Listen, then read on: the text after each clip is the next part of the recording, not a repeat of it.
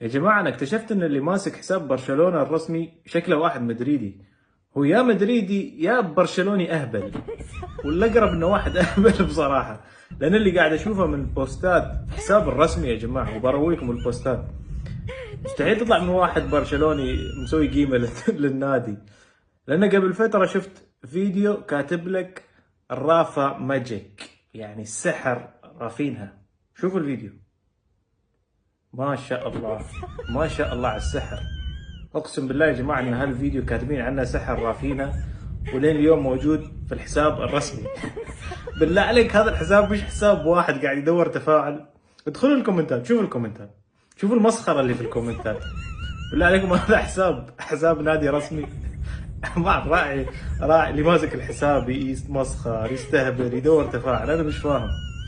هذا غير اعلان فيتور روكي الرخيص اللي شفناه في اول فيديو للصفقه.